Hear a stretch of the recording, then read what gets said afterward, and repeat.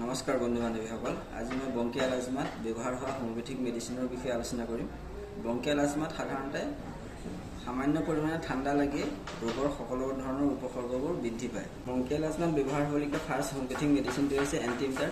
যদি জেকা মাটিত, জেকা পৰিৱেশত বা সেমেকা ঠাইত বা বোকা মাটিত যদি খোজকাঢ়ি ৰোগ বৃদ্ধি বা উৎপত্তি হয়, তেতিয়া এণ্টিমিটাৰ অত্যন্ত উপযোগী হ'ব। এণ্টিমিটাৰ ব্যৱহাৰ কৰিবলগীয়া ৰোগীৰ জীৱনী শক্তি অত্যন্ত দুৰ্বল। ৰোগে আক্ৰমণ কৰাৰ লগে লগে ৰোগীৰ অচেতন হৈ পৰে, কেৱল শুয়ে থাকিবলৈ বিচাৰে, অকণো লৰচৰ কৰিবলৈ নিবিচাৰে আৰু কপালত চেঁচা ঘাম ওলাই থাকে। ৰোগীৰ কফে বুকুত ভৰি থাকে, কিন্তু কাহিলে কফ ওলাই নাহে, কাৰণ অত্যন্ত দুৰ্বল হয়, জীৱনী শক্তি অত্যন্ত দুৰ্বল হৈ থাকে। তাৰ কাৰণে ৰোগীয়ে কাহি পেলাই কফখিনি উলিয়াবলৈও জোৰ নাথাকে। বুকুত কফে ভৰি থকাৰ কাৰণে ৰোগীৰ উশাহ নিশাহ বন্ধ হৈ যোৱাৰ নিচিনা অনুভৱ হয়। কাহোঁতে ৰোগীৰ মুখ শীতল, নীলা আৰু ঢেলেকা হয়। যদি এই লক্ষণসমূহ থাকে, তেতিয়া এণ্টিমিটাৰ অত্যন্ত উপযোগী হয়। বংকিয়াল আজমাত ব্যৱহাৰ হ'বলগীয়া ছেকেণ্ড হোমিওপেথিক মেডিচিনটো হৈছে ইপিকাক। এই ঔষধ ব্যৱহাৰ হ'বলগীয়া প্ৰধান লক্ষণ হ'ল ৰোগীৰ সকলো সময়তে বমি ভাৱ থাকে আৰু বমি কৰিলেও বমি ভাৱটো আদায় নহয়। বমি কৰিম ভাৱটো চব সময়তে থাকেই। ৰোগীৰ কফে বুকুত ভৰি থাকে, ইমানেই ঘনকৈ কাহ হয় যে কাহোঁতে ৰোগীৰ বমি হৈ যায়, তথাপিতো কফ ওলাই নাহে। যদি এই লক্ষণবোৰ থাকে, তেতিয়া ইপিকাক অত্যন্ত উপযোগী হয়। বংকিয়াল আজমাত ব্যৱহাৰ হ'বলগীয়া 3 নম্বৰ হোমিওপেথিক মেডিচিনটো হৈছে হিপাৰচাল্ফ। এই ঔষধ ব্যৱহাৰ কৰিবলগীয়া ৰোগীৰ যদি দুৱাৰ খিৰিকী খোলা থাকে, যদি কাপোৰৰ পৰা হাত ভৰি বাহিৰত ওলাই থাকে, তেতিয়া ৰোগ বৃদ্ধি হয়। কিন্তু বৰষুণৰ বতৰত বা ডাৱৰীয়া বতৰত ৰোগ বৃদ্ধি নহয়। ৰোগীৰ বুকুত ভিতৰত কফে ভৰি থাকে, কিন্তু কাহিলে কফ ওলাই নাই, উশাহ নিশাহ বন্ধ হোৱাৰ উপক্ৰম হয়, শুব নোৱাৰে, উঠি বহি পেলাই পিছলৈ মূৰটো এনেকৈ হেলনীয়া কৰি বহি থাকিবলগীয়া অৱস্থাৰ সৃষ্টি হয়। হিপাৰচাল্ফ ব্যৱহাৰ কৰিবলগীয়া ৰোগী অত্যন্ত শকত হয়, অত্যন্ত এলেহুৱা হয় আৰু ৰোগীৰ গাৰ পৰা দুৰ্গন্ধযুক্ত ঘাম ওলাই থাকে। যদি এই লক্ষণবোৰ থাকে, তেতিয়া হিপাৰচাল্ফ অত্যন্ত উপযোগী হয়। বংকিয়াল আজমাত ব্যৱহাৰ হ'বলগীয়া এটা গুৰুত্বপূৰ্ণ মেডিচিন হৈছে নেপটামচাল্ফ। যদি ডাৱৰীয়া বতৰত জেকা মাটিত বা জেকা পৰিৱেশত যদি এজমা ৰোগ বৃদ্ধি বা উৎপত্তি হয়, তেতিয়া নেপটামচাল্ফ অত্যন্ত উপযোগী হয়। নেপটামচাল্ফ ব্যৱহাৰ কৰিবলগীয়া ৰোগীৰ কফ সেউজীয়া হয় আৰু ৰোগীৰ বাত বিষৰ দৰে সমগ্ৰ গাত বিষ থাকে। যদি এই লক্ষণবোৰ থাকে, তেতিয়া নেপটামচাল্ফ অত্যন্ত উপযোগী। বংকিয়াল আজমাত ব্যৱহাৰ হ'বলগীয়া অন্য এটা গুৰুত্বপূৰ্ণ মেডিচিন হৈছে কেলকেৰিয়া। যিসকল লোক অত্যন্ত হৃষ্টপুষ্ট শকতাৱত, কিন্তু সামান্য ঠাণ্ডা লাগিলেই এজমা ৰোগ উৎপত্তি বা বৃদ্ধি হয়।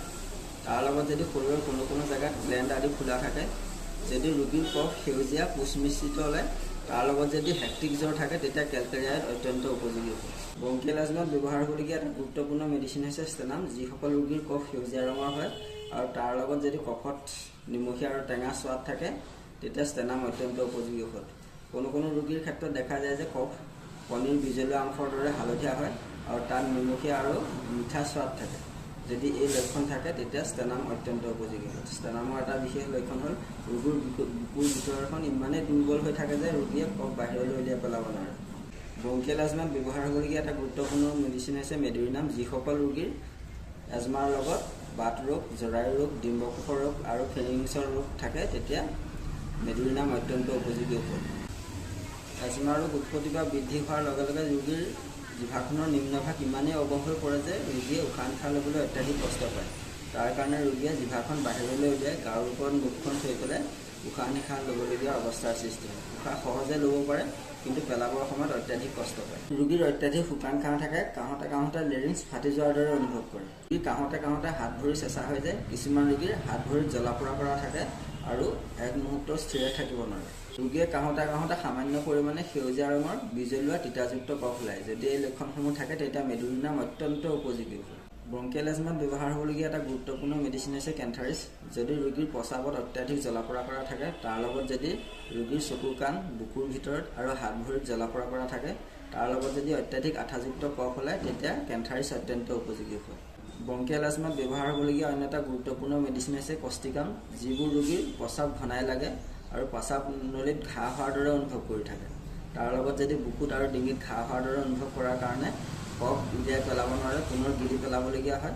ঠাণ্ডা পানী খালে ৰোগীয়ে আৰাম পায় আৰু বৰষুণৰ বতৰত কোনো ধৰণৰ ৰোগ বৃদ্ধি নহয়। যদি এই লক্ষণবোৰ থাকে, তেতিয়া কষ্টিকাম অত্যন্ত উপযোগী। কষ্টিকাম ব্যৱহাৰ হোৱা কিছুমান ৰোগীৰ কাহিলে বা হাঁচিয়ালে ৰোগীৰ প্ৰস্ৰাৱ অজ্ঞাতহাৰে নিঃসৰণ হৈ যায়। বংকিয়াল আজমাত ব্যৱহাৰ হ'বলগীয়া অন্য এটা গুৰুত্বপূৰ্ণ মেডিচিন হৈছে লাইকোবুটেন। যদি ৰোগীৰ প্ৰচুৰ পৰিমাণে কফ ওলায়, কফ ওলালেও যদি ৰোগীৰ ৰোগ উপশম নহয়, তাৰ লগত যদি টেঙা উগাৰ আহে, দাঁত মুখ আদি টেঙা লাগি থাকে, সামান্য খাদ্য খালে ভয় কৰি ধৰে, তাৰ লগত যদি পেটৰ গৰগৰণি শব্দ থাকে, তেতিয়া লাইকোবুটেন অত্যন্ত উপযোগী।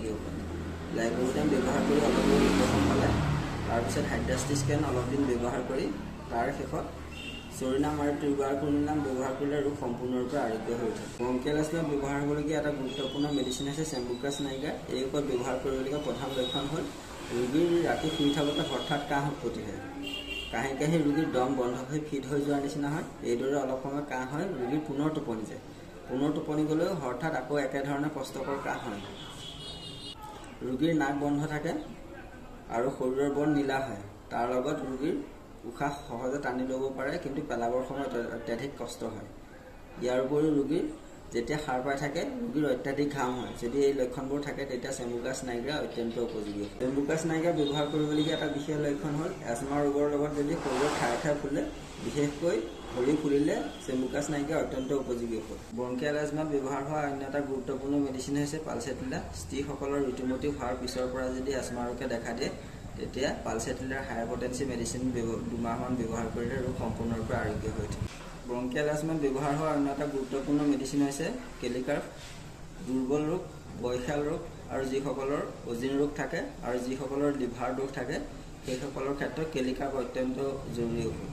এজমা ৰোগ যদি ৰাতি 2টা বজাৰ পৰা 4টা বজাৰ ভিতৰত বৃদ্ধি পায়, ৰোগীৰ কাহোঁতে বমি হৈ যায় আৰু কোনো ৰোগীৰ কাহিলে মুখৰ পৰা ধোঁৱা বৰণৰ নিচিনা কফ উফৰি পৰে। তাৰ লগত সামান্য ঠাণ্ডা লাগিলে যদি ৰোগৰ উপসৰ্গবোৰ বৃদ্ধি পায়। এজমা ৰোগৰ উপসৰ্গবোৰ বৃদ্ধি পালে ৰোগীয়ে তলমূৰকৈ বহি থাকিলে আৰাম পায়। ৰোগীৰ বুকুত খোচা বিন্ধা কৰা বিষ থাকে আৰু বুকুত কিহবা ৰছীৰে বান্ধি থকাৰ নিচিনা অনুভৱ কৰে, তাৰ কাৰণে উশাহ নিশাহ বন্ধ হৈ যোৱাৰ নিচিনা অনুভৱ কৰে। যদি এই লক্ষণবোৰ থাকে তেতিয়া কেলিকাৰ্ভ অত্যন্ত উপযোগী। ব্ৰংকিয়েল এজমাত ব্যৱহাৰ হ'বলগীয়া এটা গুৰুত্বপূৰ্ণ মেডিচিন হৈছে কেলিব্যাক্টমিকাম। এই ঔষধ ব্যৱহাৰ কৰিবলগীয়া ৰোগীৰ গৰম দিনত বা ঠাণ্ডা দিনতে হওক যদি বতাহ লাগি ৰোগ বৃদ্ধি হয়, তাৰ লগত যদি ৰোগ ৰাতি 2টা বজাৰ পৰা 4টা বজাৰ ভিতৰত বৃদ্ধি পায়, যদি পিন্ধি থকা কাপোৰখিনি খোলাৰ লগে লগে ৰোগ বৃদ্ধি পায় বা উৎপত্তি হয়, তেতিয়া কেলিব্যাক্টমিকাম অত্যন্ত উপযোগী ঔষধ। কেলিব্যাক্টমিকাম ব্যৱহাৰ কৰা ৰোগীয়ে শুব নোৱাৰে, তলৰ মুখ কৰি মূৰটো দুৱাই পেলাই বহি থাকিবলগীয়া অৱস্থাৰ সৃষ্টি হয়। বুকুত আৰু ডিঙিত কফৰ ঘেৰঘেৰণি শব্দ শুনিবলৈ পোৱা যায়। যদিও সামান্য পৰিমাণে কফ ওলায়, সি ৰছীৰ দৰে দীঘল হৈ ওলমি যায়।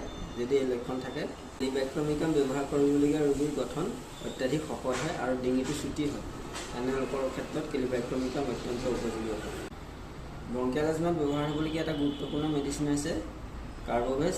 যদি বহুত দিন অজিন ৰোগত ভুগি থকাৰ শেষত যদি এজমা ৰোগ উৎপত্তি হয় বা বসন্ত, হপিং কাহ, টাইফয়েড বা কোনো দুৰ্বলকৰ ৰোগৰ পৰিণামৰ ফলত যদি এজমা ৰোগ উৎপত্তি হয়, তেতিয়া কাৰ্বভেজ অত্যন্ত উপযোগী ঔষধ। কাৰ্বভেজ CM পাৱাৰ অলপ অধিক দিন ব্যৱহাৰ কৰিব লাগে। ব্ৰংকিয়েল এজমাত ব্যৱহাৰ হ'বলগীয়া অন্য এটা গুৰুত্বপূৰ্ণ মেডিচিন হৈছে এৰালিয়া ৰিচিউচা। এই ঔষধ ব্যৱহাৰ কৰিবলগীয়া ৰোগী পানী লগা দাঁত হৈ উশাহ ৰোগত পৰিণত হয়।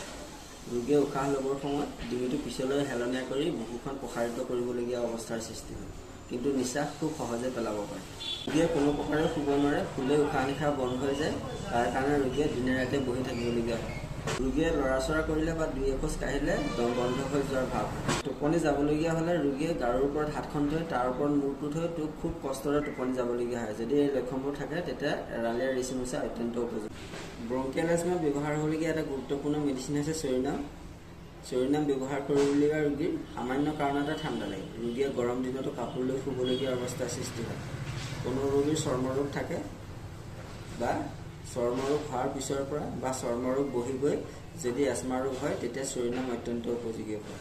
চৰিনাম ব্যৱহাৰ কৰিবলগীয়া ৰোগীয়ে বিচনাত শুই হাত দুটা মেলি গাৰুৰ ওপৰত মুখখন থৈ যদি শুৱে, তেতিয়া কষ্টৰ কিছু পৰিমাণে উপশম লাভ কৰে। ৰোগীৰ কাহ ৰাতিপুৱা বিচনাৰ পৰা উঠাৰ পিছত আৰু সন্ধিয়া সময়ত কাহ অত্যাধিক বৃদ্ধি পায় আৰু বহুত সময় কহাৰ পিছতহে ৰোগীৰ সামান্য পৰিমাণে কফ ওলায়।